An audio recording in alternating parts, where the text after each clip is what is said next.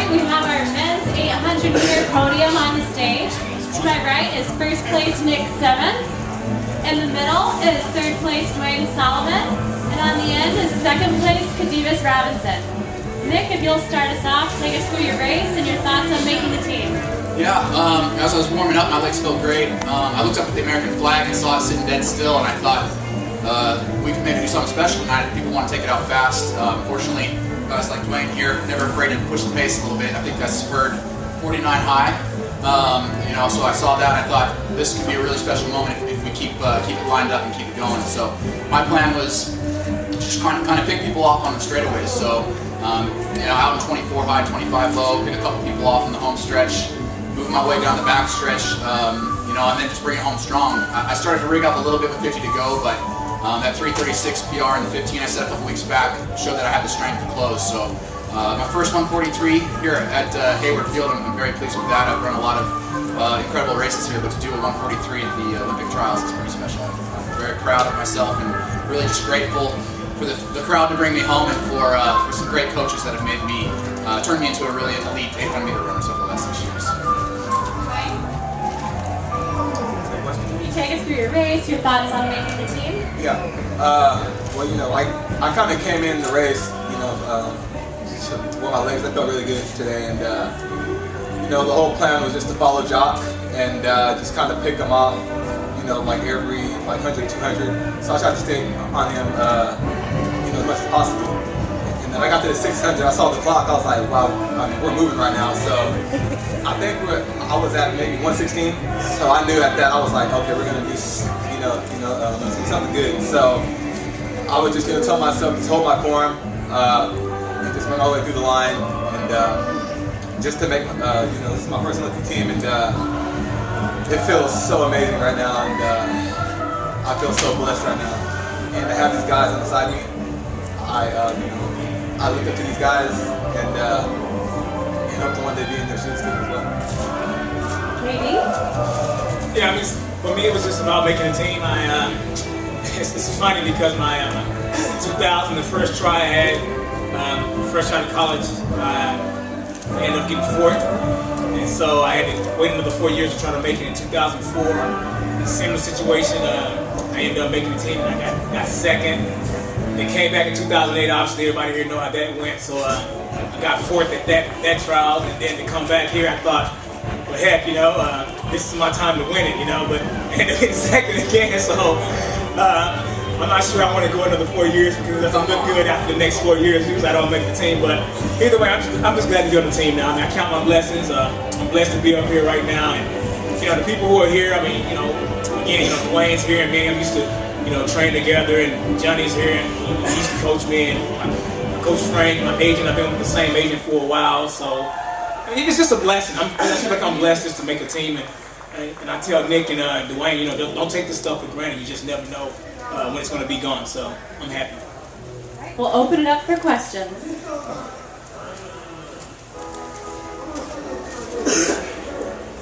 Nick, it seems like since 2008, I mean, you've been Eugene's guy. You've been the hero in Eugene.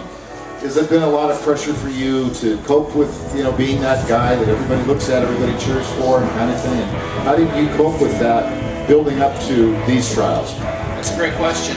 You know, one of the reasons why I moved down here in 06 was because Coach Lanana and Nike said they wanted to create an elite group down here, and I said, I've loved being a part of a team. From Bishop Kelly High School to Willamette University, I just like being around people that inspire me. So, you know, I'm really grateful for Nike to create the Oregon Track Club Elite. I'm grateful for Lanana to help make that possibility. Frank Gagliano for inviting me to be a part of this group in 06. So this community's really embraced me. I think most people say I'm a Duck, but they forget that I actually went to Willamette University and I'm a Bearcat. But that's just a testament to this community. They said, yeah, it's okay, he's a Bearcat, we'll embrace him anyways. And you know, I've had a residence in Springfield for 6 years, and I have a small business here in town. I've really made this my home, and I think that the community has appreciated that. And I've been very proud to race in Oregon Track Club Singlet for the last 6 years. It does put a little bit of pressure on me, but you can hear that crowd when they announce my name, and it gives me a huge shot of adrenaline, and I definitely think it's an advantage. Nick, would you describe as best you understand yourself, aerobically, speed, strength? You did not look tired after that race. And I think part of the reason this crowd is so into you is I don't think they think that you ever can run down everybody. And would you just talk about what makes you up and how you felt at the end of the race? You know, I come from a distance background. I started out in cross country, and when I ran my first track season as a sophomore in high school, I said there's no way I'm running anything short of a mile. I'm a distance runner. I was very proud of that, and it really wasn't until I went through puberty and kind of got a little bit stronger that I was actually able to find my sprinting form and become an 800-meter runner. So really, I'm a guy that says, you know, speed comes from strength, and I spend 9 months of the year without my spikes on, just doing nothing but mile repeats and Ks and tempos. So that's the Frank Gagliano method of training, and Mark Rowan you know, follows the same mentality, and that's that we get our speed from our strength. So I've always said I train more like a miler for most of the year. I go to altitude, and so that's what allows me to come home very strong. And also, you know, I have Jimmy Radcliffe, the head strength training and conditioning coach for University of Oregon that I work with. We're in the gym twice a week, every week, 52 weeks out of the year. And you know, he's always working on my form, telling me to stand tall, be strong. And you know, when I'm coming down that home stretch, I think if you look back at some of my races in 07 and 08, you know, my form would break down a little bit, and now I'm actually strong enough to be able to hold my form for 790 some meters. Nick, this is your 5th outdoor consecutive championship, and so was your tongue wag at the very end, was that premeditated? Was my what? Your tongue wag, the celebration, was that premeditated? Yeah, it wasn't premeditated. Every time I cross the line, you know, it's just, I can't even explain the relief. You spend years training for these, you know, literally 11-month cycle to try to get ready for one of these events, and you know, I throw up my arms, put up my tongue. I mean, it's just, you can't even describe it. I try not to think about how I'm going to celebrate, because you don't want to put the cart before the horse, but it's just an expression of that that relief and that emotion as soon as you cross that line. Nick, which one was better, 2008 or 2012? Oh man, that's tough. 8's always going to be special for me, just because it's my first team, my first Olympic team, and you know, there was just so much relief, because you know, once you're an Olympian, you're always an Olympian. And so coming into this, I said, you know, heaven forbid something happens and I get tripped, you can't take that away from me. I'm always going to be an Olympian. But with that being said, that bitter taste in my mouth from 08 of not making the finals stuck with me for 4 years. And there's only one way to erase that, and that's to go out to London and win a medal. Katie, how excited are you? I mean, after finishing 4th 4 years ago, to stick with the sport, got a lot of help with sponsorship, and to make the team again. So that's the first part. The second part was 500 meters into the race, you were pretty far back. Were you a little bit nervous? I mean, the guy I was sitting next to was like, what's wrong with Katie tonight? Not really. I mean, I had a race plan. To be quite honest, I didn't anticipate the pace being that fast. I didn't anticipate individuals holding it that far down, but I had a plan. I stuck to my plan. It worked out. I was happy that it worked out, and you know, in 2008, you know, I look at that like a setback, but you know, setback. I mean, like I always say that a setback is a setup for a comeback. So I was able to come back and make the team, and again, you know, you can't really panic at that point. Like those guys, listen, think about it this way. Duane ran a huge PR. He ran the 8 standard. Nick ran, you know, 143 here at Hayward Field. So what can you say? I mean, those guys ran the lights out. In 2008, they all ran pretty much ran personal best. So here I am, I'm 35 years old, and it's still taking guys to run PBs and personal bests and stadium records to beat me. I'll take that. I mean, really, if you look at it that way. So if I run my personal best, you know, right now, I feel like that I'll be competing with some of the best in the world. So as long as I'm able to push individuals who are in some instances 5, 10 years younger than I am and making them run their lights out, then I'm happy. Well said. Nick, you've had a lot going on off the track. How have you been able to compartmentalize that, block the distractions, and stay focused on making this team? That's a great question. You know, for me, one of the reasons I love track and field so much is that it gives you an opportunity to do so much. You know, track and field's been a platform that's allowed me to travel the world and make connections with friends all over the world, and go on incredible dates. And so part of me is just like having fun with it, you know. And so there needs to be a certain amount of balance between fun and business. You know, compartmentalizing something I've had to work on even to this day. I started working with a sports psychologist, Jeff Troche, who's a fantastic sports psychologist. And if I feel myself out of balance at all, I call him, and just using him as a sounding board and being able to talk to him has really helped me kind of find that balance. When I was down in Australia, I didn't have that balance, and I ran just some abysmal races.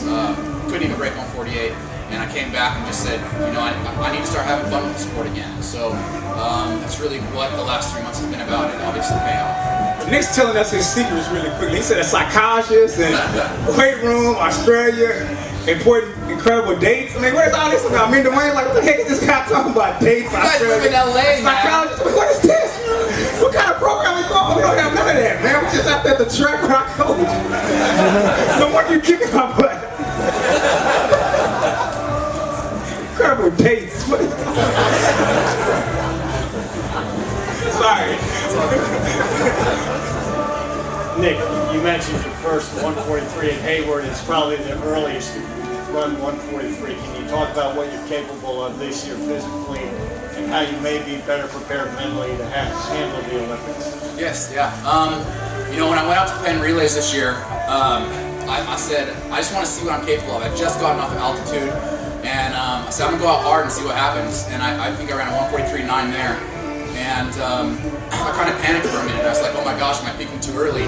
And called my sports psychologist, called up Jeff Troche, and he said, why don't you not worry about that? Why don't you just say maybe you're not even sure what you're capable of yet? And I thought, wow, that's really good. I just came off altitude. I haven't done any sharpening work. Maybe I don't know. You know, in college, I ran 6 months out of the year. And I goofed around for 6 months, the other 6 months. So I'm really just now, I feel like starting to come into my own.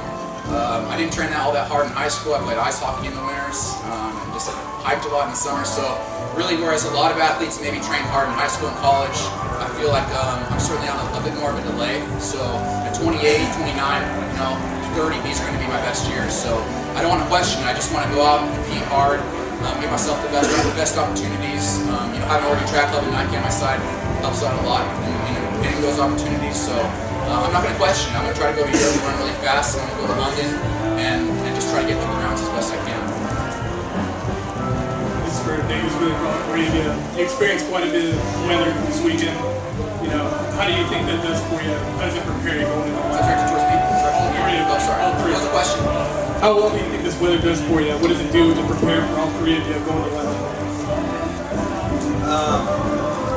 Well, you know, coming in, you know, the weather's been off and on, but or you know, that everybody else running, it wasn't really a big deal because you know, when we're from California, it doesn't rain a lot, but when it does, we train it. You know, I have the best, he's the best coach in the world, Johnny Gray over there, and we train anything. So, you know, coming out here, I kind of expected it to be rainy and wet, and you know, the conditions, you know, really aren't too bad because usually, you know, some of my best races have been in, you know, some of the bad weathers, like, you know, rainy, wet. So I'm kind of used to it, and you know, I was just looking forward to it. So. Well, it's going to rain in London. We know that, right? I mean, it's going to rain in London, right? And so here's, I mean, you're trying to make a positive out of everything. This is as simple as it's going to get. It's going to rain in London. It rained here, which is great. And the world record holder, Rhodesia, has only lost 2 races in the last whatever years. It was raining both times. So that's the way I look at it. I mean, I don't know if that's his kryptonite. I don't know if he learns how to run in the rain, but if we have any chance, it has to be in the rain. And it rained here. And so I hope it rains in London now to give one of us a chance. Nick, it's been a while since the U.S. has been able to bring home a medal in the 800. What would it mean for you to finally kind of break that drought? Johnny? Yeah, 92, Johnny. Johnny, yeah. Well, he's sitting in the room here, so congratulations, first of all. You know, I saw that race, and I want to bring a medal back for America so bad. I know all 3 of us do, and I think we've got a good shot with this group that we're sending to London. You know, it's the men's 800, and that semifinal is so unforgiving, and you just got to get to it. You've got to race, perfect race. There's going to be 16 guys that tow, more than that. There's going to be 24 guys towing the line trying to make the finals. and most of those guys all belong in it, but unfortunately you can only take 8. So there's a lot of luck that goes into it, a lot of timing. But once you've made the finals, just about anybody has a shot at a medal. That's the men's 800. So you know, I was 6th in Berlin, I was 5th in Daegu. I got to be just a little bit ahead of the curve to try to get in there for a medal in London. I think that my preparation this year has gone phenomenally, and I just gotta not doubt myself and really believe in my abilities to stick with the East Africans. Katie, can you talk about the emotional difference between being a kid in 2000 and an old man in 2012? I'm not an old man, but you keep saying old. Just put an ER on there, older. I'm not old, I'm older. But the difference is, and I mean, you take it for granted when you first come out here and you make teams and stuff like that. In '99, I won NCs in '98, and in '99 I won USA indoors and outdoors. So you kind of take for granted that you're just going to make these teams. It's going to happen. I mean, think about it. I mean, here it is. It's 2012, and it's a recycling door. I mean, the same people who made it in 2004 is not there in 2008. The same people who made it in 2008 is not here in 2012. So, from there to now, you learn a little bit more. But for me, it helps put life in perspective. I mean, as harsh as this may sound, this is not the most important thing in my life right now. I mean, I love running, I love the fans, but I have a wife and 2 kids. So, at the end of the day, that's what's important. So when I go back to my wife and kids, that's the main thing. So I have things in perspective. In 2000, when I didn't make the team, I was depressed. I mean, straight up. I lived in Santa Monica, and I went back to my apartment. I didn't have nothing to do. I mean, really, you live in LA, you don't have nothing to do. That's how much I had put into track. So then I went to grad school, got my master's degree. I made the team in 2004. And then when 2008 came, I kind of was in a different situation. I had a kid. It was my first kid. My wife and my son was with me here at the trials. That didn't work out because it was too much pressure. So now I got an even balance. I mean, I didn't bring my wife and kids here. I just wanted to really focus. But I just knew, like, you know what? I want to make the team. But if it doesn't happen, I mean, I coach at UNLV, so I can still be recruiting. Johnny was just with me and see, like, man, how the heck are you running and coaching? But so my point is, I have a different balance now. So I'm happy to be up here. Like I said, I just feel like I'm blessed. I mean, and to be quite honest, to make the team with not only Nick brings out the best in me, I think I bring out the best in him, but also with Duane, kind of what we've gone through the years. I think, God doesn't make a mistake, and this was all part of the plan. Khadevis, this is another one for you. In 2008, you were coming in as one of the favorites. You were known for your front-running style. We've kind of noticed in the past few years that you've totally changed that. You're working on coming from the back more, and today you did that again. Was that a conscious thing for you to change your style after getting caught in the line in 08?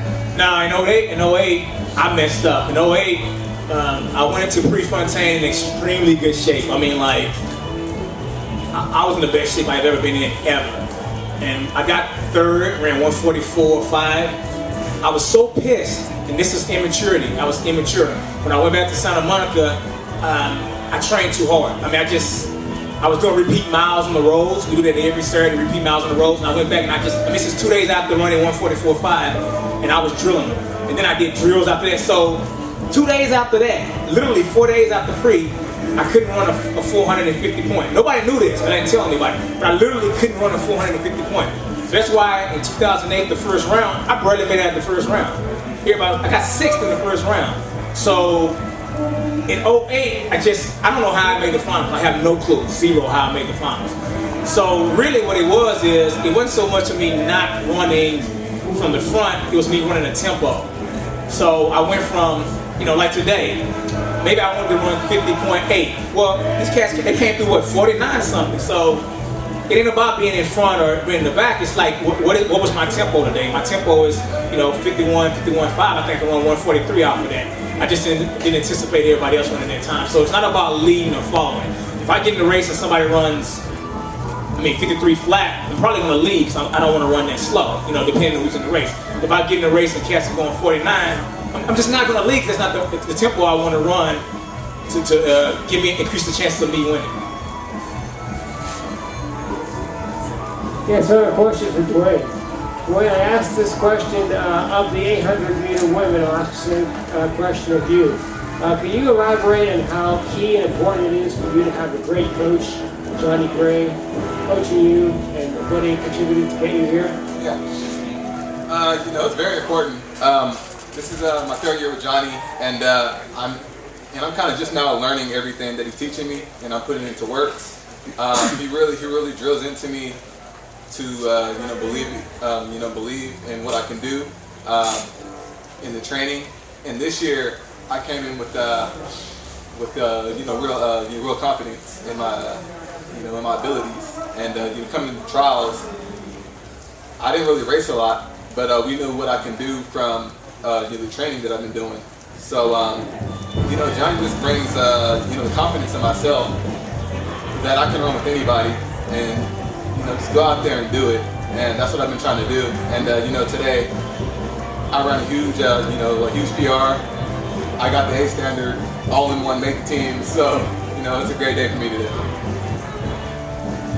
Nick, curious about the motivation you have. Competitive role models, fire, you mentioned sports psychologists. There's almost, maybe the fan favorite thing is sort of there's a Prefontaine kind of quality. I have to win, I need to win. To finish third would have got you up there too, but you had to win tonight. Just talk about that and where that comes from and how you stirred it up inside of you. First of all, I'm very flattered just to be mentioned in the same breath as Steve Prefontaine. Obviously, just like many young kids growing up, my first running hero. One of the reasons I came out to Oregon in the first place, just the community, and the way they embrace you. This crowd doesn't want to see me just make the team; they want to see me win, and it allows me to race with a little bit more aggression. I know I need to be on the leader's shoulder with at least 100 to go, but I don't have a chance to do that. So I know as I'm picking people off that as soon as I get up onto that leader's shoulders, they're going to rise to their feet and they're going to go crazy. And that's the track town community, and that's just such an advantage. And Katie, you talk about, I have a sports psychologist. I go to Australia. We got an Oregon Track Club jersey if you want it, man. Come on, get it out. Any other questions?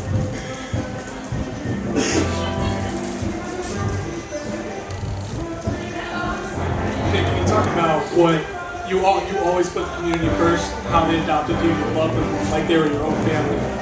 Can you talk about what it meant to do this in front of them and what kind of confidence it gives you going into London?